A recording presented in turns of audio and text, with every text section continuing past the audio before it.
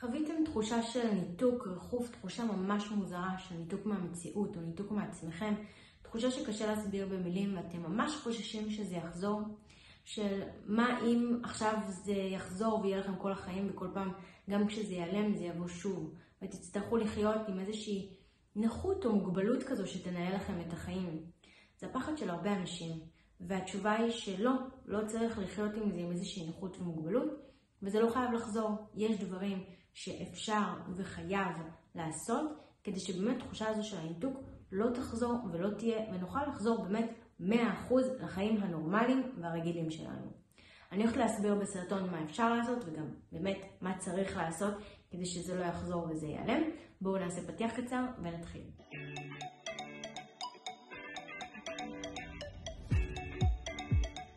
שלום וברוכים השבים לערוץ היוטיוב שלי, אני בר דדי ואני עוזרת לאנשים עם חרדה, דיכאון, דפרסונליזציה ודה-ריאליזציה. והיום בסרטון אני רוצה לענות על השאלה אם הניתוק יכול לחזור, אז התשובה קודם כל היא כן. אם הניתוק לא טופל כמו שצריך עד הסוף ויש לנו קצוות פתוחים, הוא יכול לחזור. ופה בסרטון אני אתמקד יותר על מה צריך, חייב באמת לעשות על מנת לטפל בזה עד הסוף ולא להשאיר שום קצוות פתוחים, כדי שזה לא יחזור וזה לא ינהל אותנו. אז דבר ראשון, דיברתי על זה בהמון סרטונים אחרים, צריך לטפל בחוויה הטראומטית. החוויה הטראומטית היא ברוב המקרים הפעם הראשונה שבה הרגשנו ניתוק. הפעם הראשונה שבה הרגשנו ניתוק הייתה חוויה מאוד מאוד קשה, מאוד טראומטית, התחושה הזו של החוסר שליטה והחוסר אונים, ולכן צריך לטפל בה.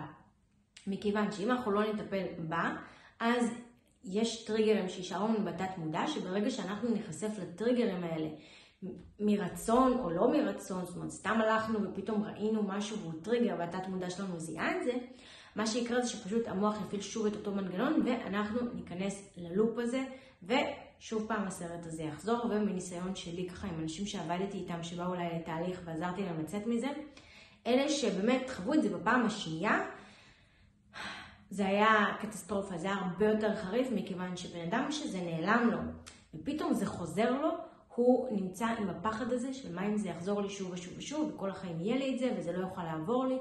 זה חוזר הרבה יותר קשה. ולכן ממש חשוב לשים לב שאנחנו מטפלים בהכל וסוגרים את כל הקצוות כדי שזה לא יחזור לנו. אז אנחנו מטפלים בחוויה הטראומטית. אני ממליצה על טיפול בתת מודע, מכיוון שבעיניי זה הטיפול הכי מהיר והכי יעיל. שוב, כל מקרה לגופו. יש אנשים שבאמת בשיחה איתם, כשאני רואה את המקרה ואני רואה את הבן אדם, אז באמת אני רואה שיותר יתאים לו דווקא לעשות תהליך של טיפול בחוויה הטראומטית בצורה שהיא יותר ארוכה, נגיד ככה, כי היא דרך המודע, ולא רק דרך התת מודע בעצם לעשות איזשהו תרגיל ולשלוף את זה. כמובן שכל מקרה לגופו, וככה אין שום הכללה לשום דבר. אז דבר ראשון, קודם כל אנחנו מטפלים בחוויה הטראומטית, מאוד מאוד מאוד חשוב. דבר שני, בן אדם צריך להבין מה זה ניתוק, כדי שהוא יוכל לא לפחד מהניתוק. אם הניתוק נעלם, אבל בן אדם עדיין מפחד מהניתוק וחושש מזה, ואומר שהוא מפחד שיהיה לו את זה עוד פעם, שהוא חושש שיהיה לו את זה שוב פעם, זה אומר שבעצם הוא לא מבין מה זה ניתוק, והוא לא מבין מה גורם לניתוק, ולכן יהיה לו פחד מהניתוק, ולכן חייב שלבן אדם לא יהיה פחד מהניתוק, מכיוון שאם יש לו פחד מהניתוק, כל מיני תסמינים אחרים שדומים לניתוק, או שהם אותה תחושה, מכיוון שהם נובעים בכלל מדברים אחרים, דוגמה ממחסור בשעות שינה ומחסור במזון, בעצם נפילת אנרגיה, אז אנחנו נרגיש תחושה של ניתוק, אבל עוד פעם זה לא אותו ניתוק, אלא זו תחושה דומה, ואדם נשאר להיכנס ללחץ, סטרס, שיוביל אותו לתחושה של ניתוק. ולכן גם פה צריך לבטל את הפחד מהניתוק, דרך זה שבאדם גם יבין מה זה אומר ניתוק, מה באמת קורה פיזיולוגית בגוף. ודבר שלישי ומאוד מאוד מאוד מאוד חשוב, אולי אפילו הכי חשוב, זה שלבאדם יהיה כלים להתמודדות עם חרדה. מכיוון שהניתוק יכול לנבוע מחרדה, מסטרס מאוד מאוד גדול, ובדוגמה שנייה, כמו שאמרתי לכם, באדם יכול לחוות תחושה של ניתוק, בגלל שיש נפילת אנרגיה, בעצם יש פער בין האנרגיה שהוא צריך לבין האנרגיה שיש כרגע לגוף, מכיוון שהוא לא ישן מספיק, הוא לא אכל מספיק, ולכן לגוף אין מספיק אנרגיה, ולכן אנחנו נרגיש תחושה של ניתוק. מכיוון שאין מספיק אנרגיה והגוף שולח את האנרגיה רק לחלקים המאוד מאוד חשובים ומאוד נחוצים, ואז אנחנו נרגיש תחושה מוזרה של ניתוק וריחוף.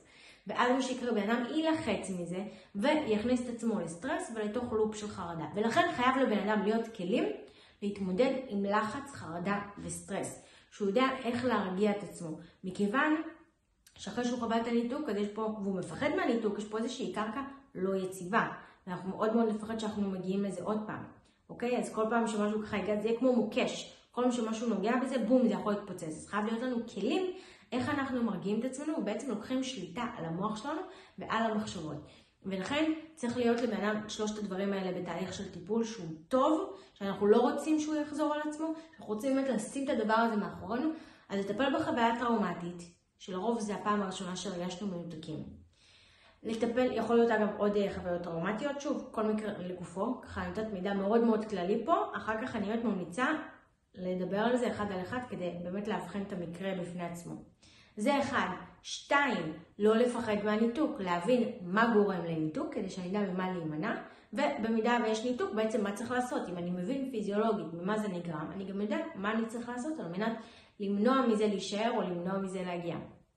ו3, כלים לטיפול בעצמי, בעצם לעזור לעצמי להתמודדות עם חרדה, לחץ, סטרס, כל הדברים האלה, שאני יודע בעצם מה אני יכול לעשות כדי להרגיע, מכיוון שחרדה, לחץ וסטרס ברגע שהם נמשכים, הם אכן יכולים להוביל אותי מבחינה פיזיולוגית לניתוק.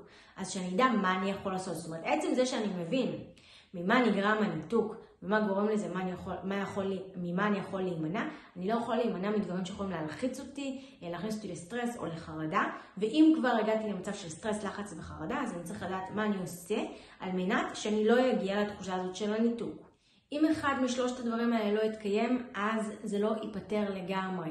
זאת אומרת, זה אכן יכול באמת להיעלם, שאני אוכל לחזור לחיים שלי ואין יותר ניתוק והכל טוב, אבל יש חשש שבאיזשהו שלב בחיים זה יחזור. זה לאו דווקא אומר שזה בהכרח יחזור, ממש לא, אבל זה אומר שיש חשש, זאת אומרת שאנחנו משתתפים את החיים שלנו עם איזשהו מוקש, ומשהו יכול לגעת במוקש הזה וזה יתפוצץ ואנחנו נרגיש עוד פעם מנותקים.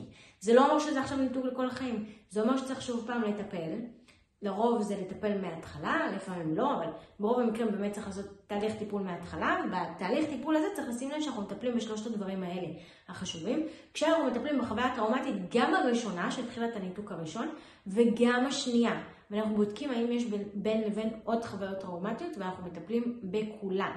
ואנחנו דואגים הפעם שכן יהיה לנו, ככה אנחנו לא מפחדים יותר מהניתוק, אנחנו מבינים למה זה נגרם פיזיולוגית, ומה אנחנו עושים במידה ואנחנו רואים חרדה, לחץ, סטרס, גם מחשבות טורדניות, בעצם שאנחנו יודעים איך לקחת שליטה על המוח שלנו. אלה הדברים הכי חשובים על מנת לדאוג שהניתוק באמת לא יחזור יותר לעולם. אני מקווה שזה ענה לכם על השאלה. אם הסרטון הזה עזר לכם, אז תעשו לייק ותשאירו תגובה כדי שיגיע לעוד אנשים ויוכל לעזור גם להם. אם עדיין לא לחצתם להירשם כמנוי, לחצו עכשיו להירשם כמנוי, וניפגש בסרטון הבא. ביי!